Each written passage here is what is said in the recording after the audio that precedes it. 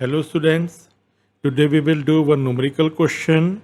Here you have to calculate new profit sharing ratio, but the condition is one partner is getting retired and at the same time other partner is getting admission in partnership firm. Okay so एक ही question में एक partner retire हो रहा है और एक partner admission ले रहा है. ओके और इस टाइप के जो क्वेश्चंस होते हैं इसमें आपको पार्ट पार्ट में करने हैं. कैसे पार्ट पार्ट में करेंगे वो मैं आपको बताने वाला हूँ. ओके तो पहले मैं क्वेश्चन रीड कर रहा हूँ.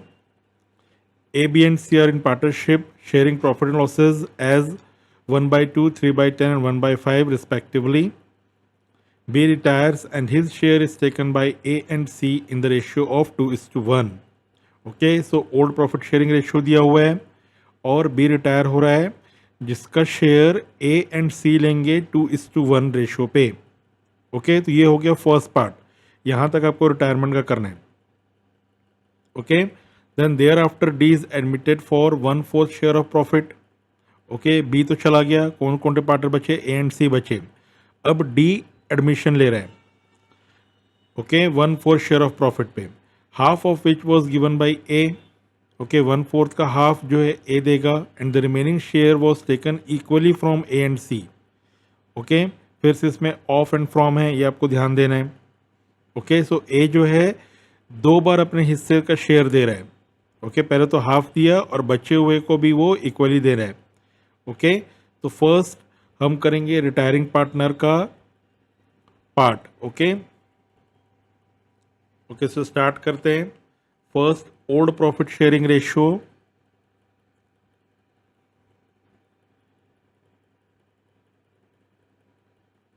ओल्ड प्रॉफिट शेयरिंग रेशियो दिया हुआ है.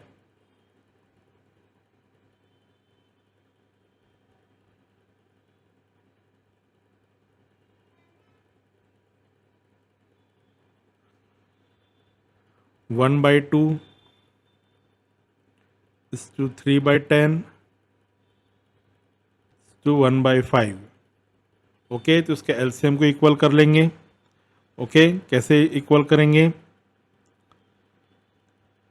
सबको इक्वल टू 10 करना है. ओके सो 2 5s आर, तो न्यूमरेटर भी 5. सो ए का हुआ 5/10, बी का तो 3/10 ही रहेगा. ओके एंड सी का डिनोमिनेटर को 2 से मल्टीप्लाई किए, so it comes to 2/10. So old profit sharing ratio is 5:3:2.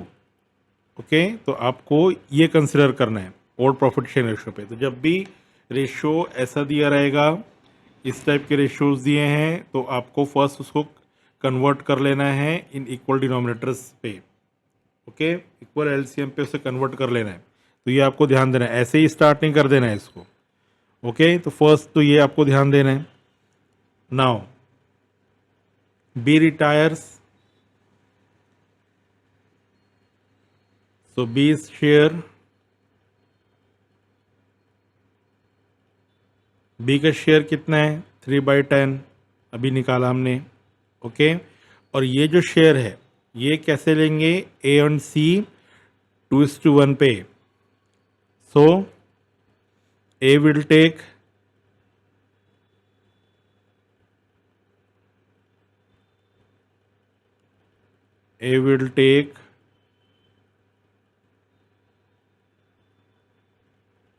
B's share. तो 3/10 को 2/3 के हिसाब से लेंगे. 3/10 इंटू 2/3 यही लेंगे. ये तो पूरा टोटल शेयर है. ओके ये बटेगा 2:1 पे, यानी कि 2/3 एंड 1/3. ओके ये होने वाला है. सो कितना मिला ए को 6/30. तो जब भी इससे बड़ा अमाउंट आएगा, बड़ा नंबर आता है, मैं आपको बोला उसको सिंप्लीफाई कर देने, तो it comes to 1/5. Now B will take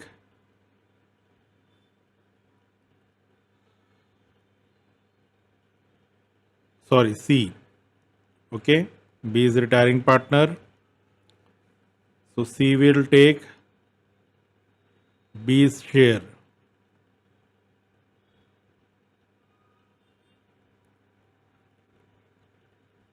Okay, so 3/10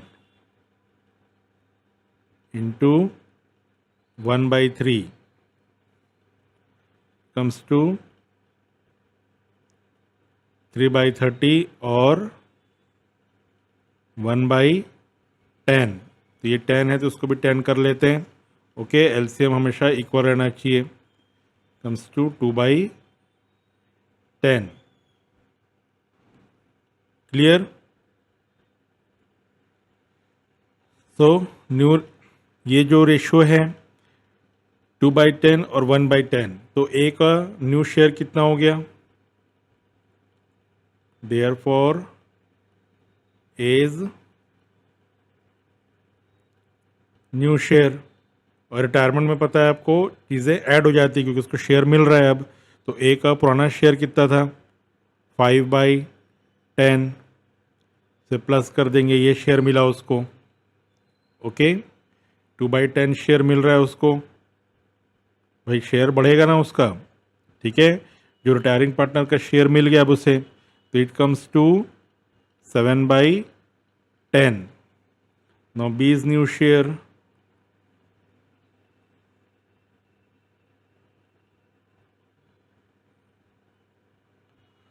old share कितना है?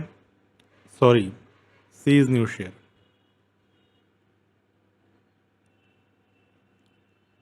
सी इज न्यू शेयर. सी का ओल्ड शेयर है 1/10. ओके, अब सी को मिला कितना?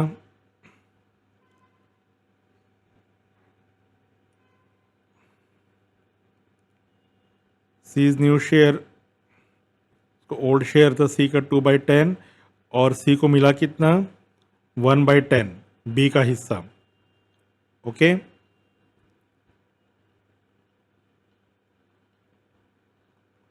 तो it comes to 3/10. So new profit sharing ratio after B's retirement. New profit sharing ratio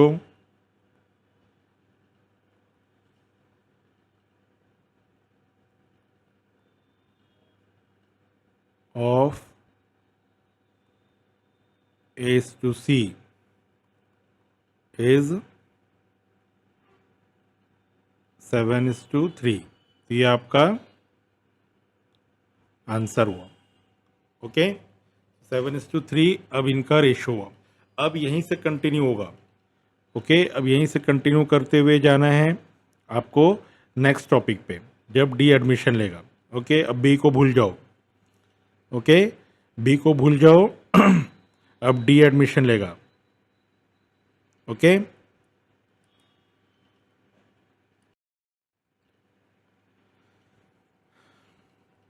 तो यहाँ पे मैं लिख देता हूँ old profit sharing ratio.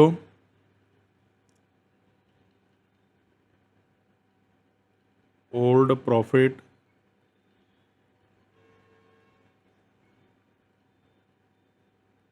Sharing ratio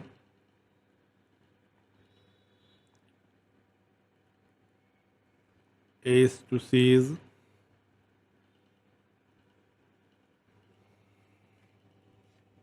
7:3. Okay, अब पूरा डी का पढ़ लेते हैं. D is admitted for 1/4 share of profit, half of which was given by A. Okay, अब डी को जो शेयर मिलने वाला है तो ए सेक्रीफाइस एज सेक्रीफाइस. तो देखो सबसे पहले क्या कर रहा है वो 1/4 का हाफ लेगा. ओके, ये जो 1/4 है इसका हाफ सबसे पहले देगा. So 1/4 का half, it comes to 1/8. Okay, तो पहला तो ये ए सेक्रीफाइस कर रहे हैं. अब रिमेनिंग कितना बचा, रिमेनिंग शेयर कितना बचा, 1/4 का हाफ तो ए ने दे दिया, रिमेनिंग कितना बचा, रिमेनिंग भी 1/80 बचा. अब सो रिमेनिंग शेयर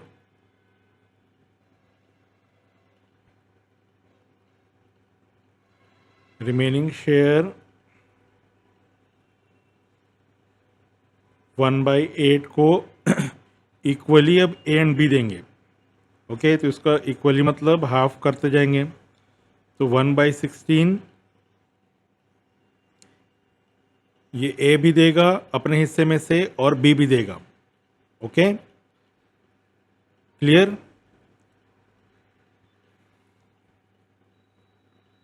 समझ में आ रहा है. ये 1/8 का हाफ कर दिए, 1/16 ए भी देगा और बी भी देगा. तो एक टोटल कितना शेयर दे रहा है, so as new share as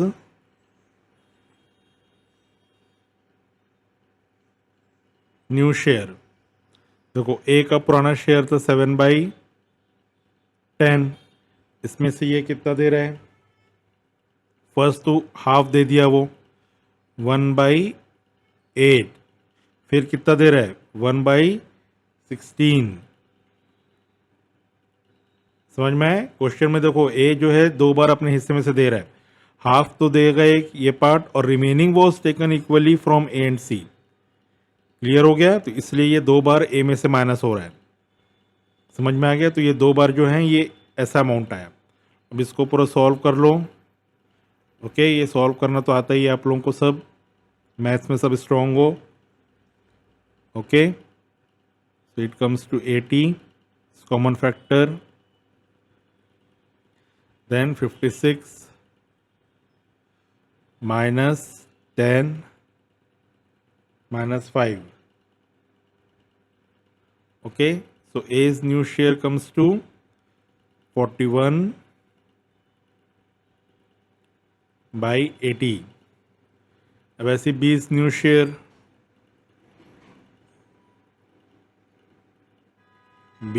share ये तो डायरेक्टली माइनस हो जाएगा 3/10.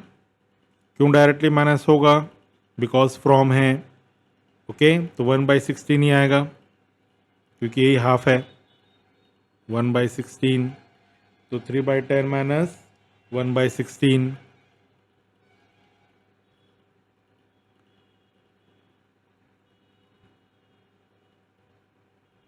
This 24 minus 5 comes to 19/80.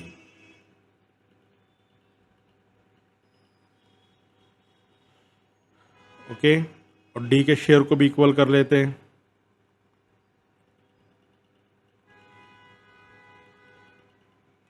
D का शेयर कितना है 1/4. अब इसको 80 करना है तो 20 से multiply, it comes to 20/80. So new profit sharing ratio